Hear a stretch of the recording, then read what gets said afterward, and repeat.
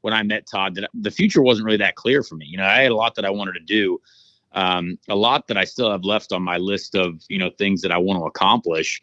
And, you know, if it wasn't for Todd kind of believing in me and understanding, you know, what I could bring to the table and working with me, then, you know, then I wouldn't be where I am today. And, you know, we have a lot of exciting things for sure for the future, you know, hopefully in front of us. And, you know, that is part of my support system, right? Like that support system, I want to be a part of, you know, his support system as well. You know, we work as a team, we do things together as a team. And, you know, that type of effort, you know, all throughout your life, it doesn't matter if you're in racing or sport in general, you know, you find those folks that are just your teammates, and lean on those folks. But, there's a lot to be thankful for sure in life, and thankful that I'm in this position now. But we have a lot, you know, I have a lot that I want to do. And I always say we, because I always act as a team. I feel like I never say I always just say we, because when I say we, it's like, well, if I'm successful, or if I get to do what I'm doing, you know, what I want to do next year, then, you know, Todd and everyone at Risk On and all the other supporters that we have are going to be, you know, along for that ride as well. So I think that's important to, you know, to say. So, you said a lot of great things there, and I appreciate it. Well, you know, when you take the word me and turn the M upside down, it does become we. So yeah. It's okay when you're putting yourself first, and when you're beginning to be the advocate that you deserve. You're in your body, Conor. You know what you want. You know what you need. You know what goals and expectations in life that needs to be met. And what you're doing is you're gifting us the permission and the opportunity to be part of that. And that's a blessing. Absolutely. I appreciate that. I'm glad you think that, but I feel very, you know, thankful to be able to represent for those who I do represent for, and, you know, succeeding as a group, succeeding as a team is far more exciting than I think succeeding, you know, by yourself. This upcoming season, 2024, what do people have to look forward to? We already know about, you know, the inspiration, you know, the athleticism, you know, like you said, it's like holding 240-pound weights on each hand and trying to make these turns. And you went to the gym today, you're going to be, you know, riding or going out for a bike ride later on. 2024, what do we have to look forward to? What do you want everyone to know when we think about you competing, driving, taking care of yourself? What's ahead? You know, right at this very moment, we don't have anything officially set in stone yet. I mean, I will definitely be competing in the Indy 500. We know that. We just don't know the details of what it's going to look like and how. But you can definitely see me there racing. Definitely have a goal of competing full time next year. You know, in the NASCAR Truck Series, which would be a new, basically I'd be starting again as a rookie, trying to take a new step in my career and try something different. And hopefully we can get that done. Obviously there are a lot of financial elements that we need to put in place. They need to have, you know, the right support system in place, but we will be, you know, working towards that, basically to try to hopefully get a lot of things locked in before Christmas time. And if not, there's still some time after that. So it's all the pieces all the puzzle pieces are on the ground in front of us, and several of them have been put into place. So we just need to put those final pieces together to kind of have a clear picture.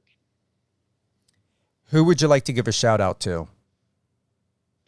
Well, if there's a shout out to anyone, it's basically anyone who's worked on the BitNile.com team, Todd, all of his group, John Stewart, everyone there. But also, you know, if anyone wants to support me, you know, I also have a podcast myself. If you feel like having to listen to it, it's called Speed Street, with my friend Joey Molinaro and me.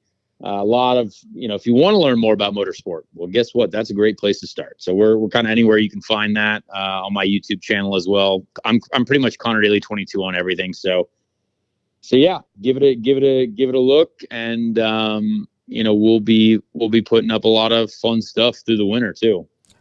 Where do you want to take your show, Conor? Are you looking to get that syndicated? Or are you just keeping it as a podcast? Or are you looking to get that on radio? What do you want?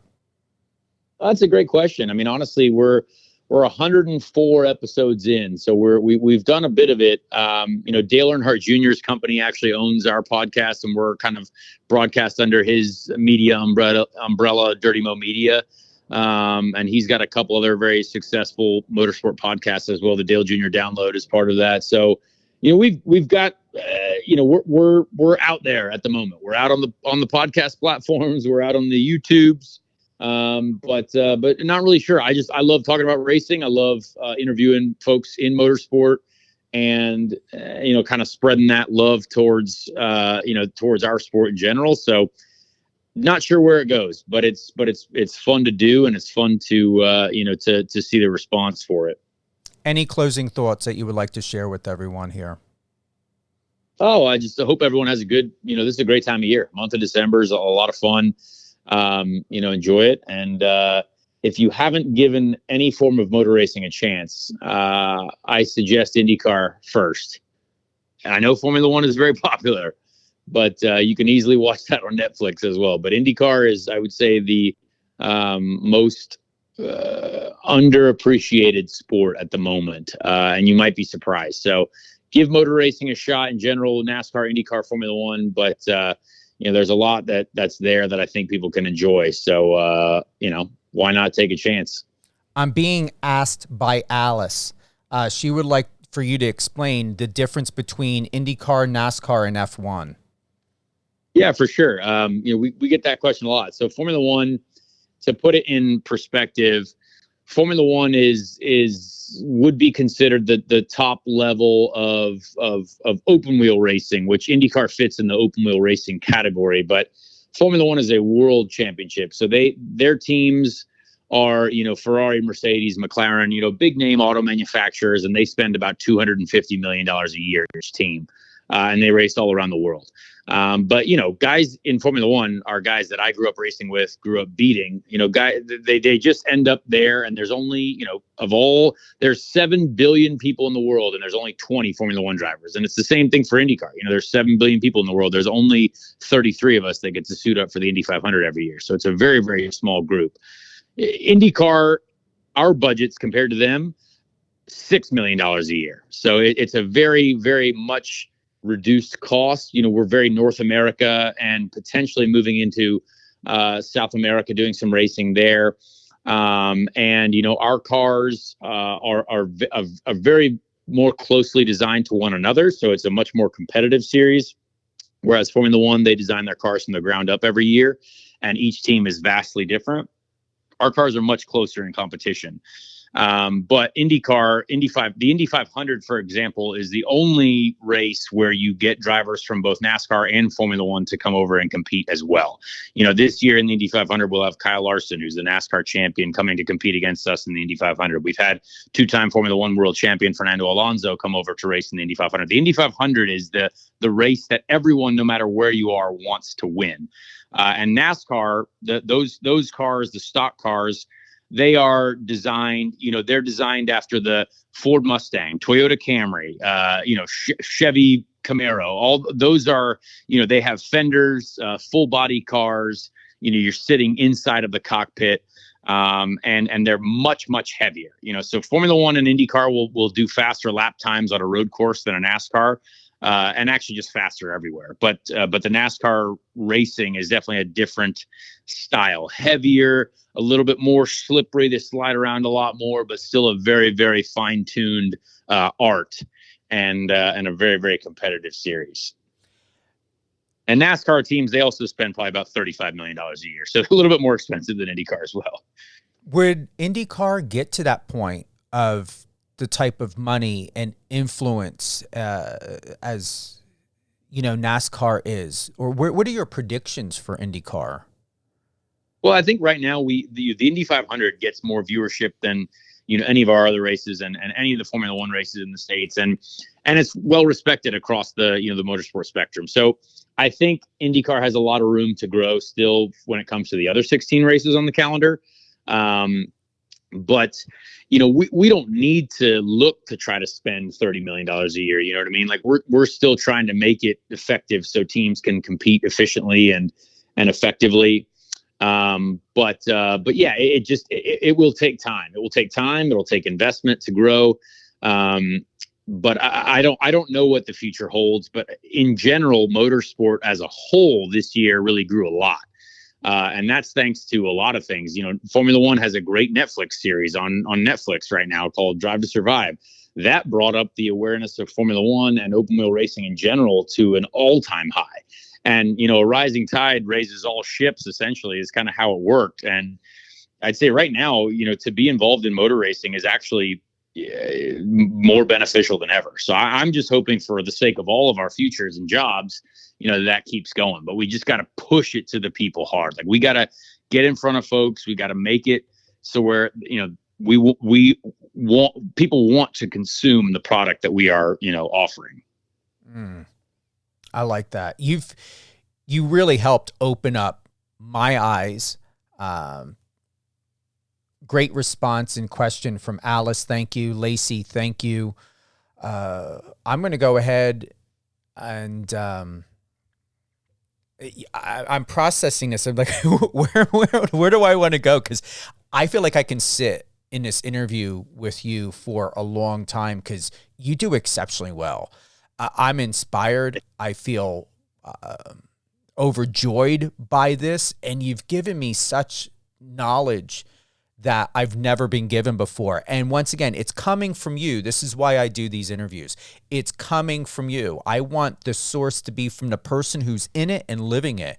You're in it and living it, and you're thriving through it. I hope to have you on again. I hope you're open to come back on the show again. Love to get more Q&As from people down the road. And what are your thoughts on that? Yeah, I mean, I'm always open to stuff. I don't mind. I mean, this time of year, especially, we don't have a ton going on, but even, when the season kicks off, I mean, for me, it's a pleasure to talk about what I love to do. So I do hope that even if it's just one person that I can convince, hey, maybe I will give one of these races a shot. You know what I mean? I feel like it all helps. So, it's our goal as athletes. It's our job as athletes and competitors to make sure that we are doing our part to make people aware of what we're doing. When we think about Indy driving, let's say I'm attending, and which it would be my first race with you.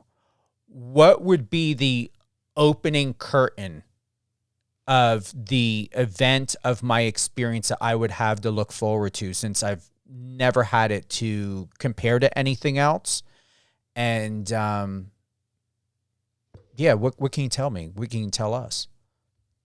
Well, I mean, if you want to start with a race, it has to be the Indy 500. It gets you the most. It's the single largest attended sporting event in the world, like by a long way. So, you'll be there with 360,000 of your closest friends or not closest friends.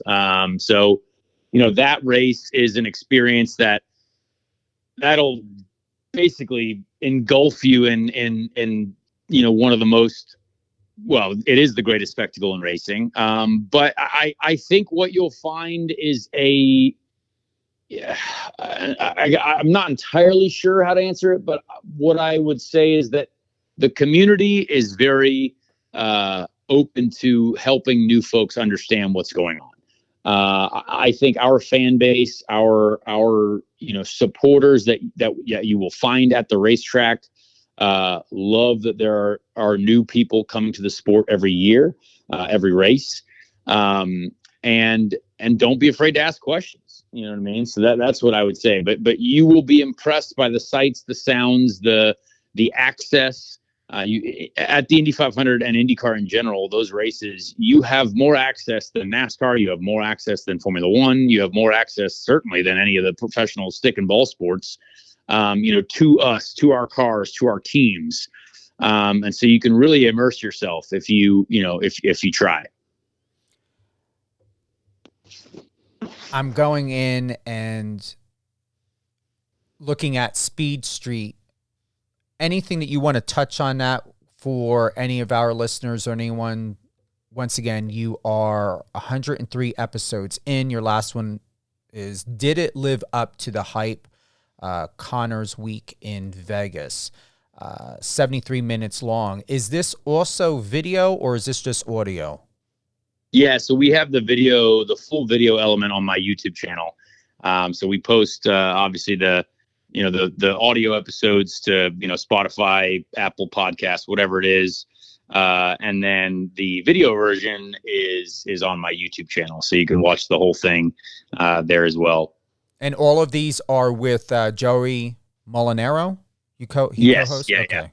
Yeah, he's another Indiana guy, very funny comedian. If you've seen him on the internet, he's got a ton more followers than me, but he's a very good impressionist and has done a lot of hilarious work across the internet, but is also a big race fan. So he's a good guy to communicate with and work with and talk to about racing.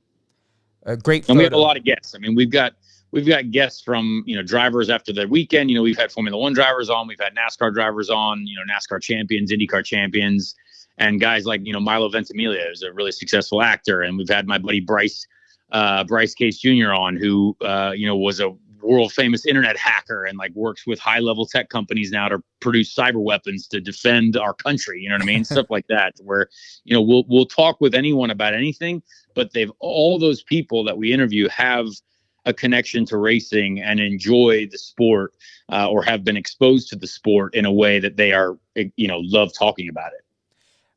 Would you ever consider, I haven't watched the YouTube yet, do you ever put videos up or show clips of you driving or any clips from the IndyCar racing to get their reaction, if never having been exposed? Would you ever do that? Have you done it? Would you consider it? Yeah, we have. I mean, throughout my social stuff, there's definitely a ton of onboard clips, like onboard our car, the onboard camera, which gives people, a good look at kind of what goes on inside the car. We have video clips that are basically, a camera right above my head, but they're also integrated with the spotter communication, who is my spotter communicating with me, while I'm out there, telling me where cars are, what they're doing, et cetera. And so for me, I love those types of clips, and it kind of gives you a look into what we do. But yeah, there's a couple on my YouTube channel, but more so on my Instagram and Twitter as well. So if you dive deep enough, you'll find them, but it kind of gives you a good idea on some of the racing that's, that takes place out there. Would that ever be here in Vegas at all? The IndyCar? IndyCar will not be in Vegas anytime soon, but the NASCAR Cup Series is, the NASCAR Truck Series, all the NASCAR series are, and obviously Formula One now. But IndyCar will not be there anytime soon. They should be, but yeah, it's a long story on that one. Okay. Well, I'm going to say, as a local here, I would like for the city to create its own track for you guys to come out here, instead of putting it in the city, which, as a local, we see a lot of things different. But I believe that to maximize exposure, media, support, and everything else, it would be really great, to have something designated for you and for other drivers like yourself. They've got the Speedway here, put a track over there. I mean, there's a lot of great locations that they can utilize the city without putting it in the heart of the city. And I don't know, it doesn't seem like it really made sense, to be quite honest, to have put Formula One in the city, only for, security and safety purposes, because a lot of roads have been closed down, shut off. I think about ambulance. I live on the Strip, so I know what it was like being affected by it, and the elderly people that are in a community, and just for safety measures.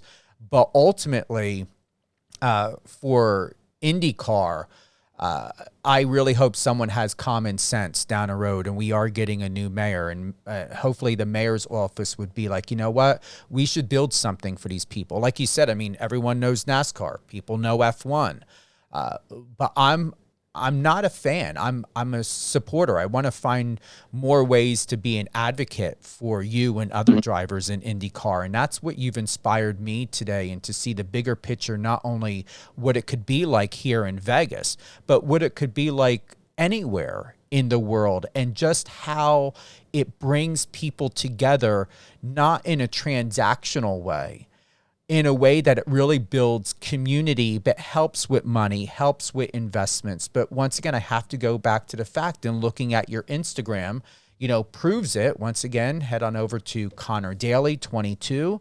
It's about family. It's about friendships. It's about community. And that's what's going to make the experience and separate it from so many other things that are happening in the world right now, and to differentiate between, F1 and NASCAR. Yeah, I mean, I don't think we have enough power to, have something built for us, but we could easily race at the Las Vegas Oval that's out there, the Las Vegas Speedway. We had a driver. We used to race there. We had a driver get killed in the last race that we did there in 2011. So it's kind of just, it doesn't have a great, it just doesn't have a lot of great thoughts about it. But I think obviously our sport's dangerous, and it was a huge tragedy, but it's a great racetrack. I've raced NASCAR trucks there. I enjoy it. But I think politically and feeling wise, I just don't see IndyCar getting back there. But, we race in Long Beach, California, street race in Long Beach, not too far down the road. If you want to get there, there's a great race there. And, it's certainly possible to see the sport grow, and maybe we will be in Vegas. The financial benefits for a motor racing event. I think they saw the benefit of Formula One. I think they see the benefit of NASCAR because they race there twice a year, once at the beginning, once at the end of the year. So, it's a good thing for the sport to race in markets like that. I agree with you. Thank you again, Conor, for this. I'm extremely grateful to you for the opportunity. Looking forward to having you on again. You're more than welcome to come on at any time. It doesn't have to just be about racing. It can be about anything. You coming out with a book or something going on in your life. And, once again, we know your pottery is not going to be going on Etsy. I definitely would like to see more, and very proud of you in a way that you're very encouraging as a man, as a human being, as someone that really gives hope to a lot of people, and to be privileged to see through the transparency and the vulnerability of what you share with us, on your show, what you're sharing with us today on Live on Air with Stephen Cuoco, but also at the same time, what you're sharing on social media and on your YouTube channel. Continue to do that, because for someone like me, and with knowing what public relations and journalism means, this is what we look for. This is what helps us do our job, and to share the message and to share your story in the world, is to have these opportunities and to share in these remarkable moments, and these testaments that you gift to us. Thank you. Well, I appreciate that, and I appreciate you having me on, and I'm obviously happy to chat about it in the future as well. Thank you. Thank you to everyone who's tuned in to Live on Air with Stephen Cuoco on Power 98.5 satellite radio. Remember, download the iOS or Android app. You can listen to it on Alexa, Odyssey, Apple Music. You have an Apple Music subscription, definitely you can go ahead. It's not just my show. It's Power 98.5. So the station is on Apple Music as well. We're also on Streamitter, Streama, MyTuner, Live FM Radio, and more. Have a great day. Have a great weekend. Safe holiday season. Take care of yourself. Get checked. Whether you assume or not, whether it runs in your family or not, get checked for diabetes. Get your blood work done. Get those checkups so you know exactly where you are at in your life, emotionally, mentally, physically, and that you can take better care of yourself, and so you don't run the risk. Knowledge is important. I had, a colonoscopy and endoscopy done. I'm very grateful for it. They want us men now to get it done in our 40s, not waiting to, our 50s to get that done. So take Conor's suggestion, get tested, get your blood work done, eat well, live well, sleep well, and have a great and successful life. You deserve it, and we want the best for you. Take care, everyone. Friend us on your socials and let's connect.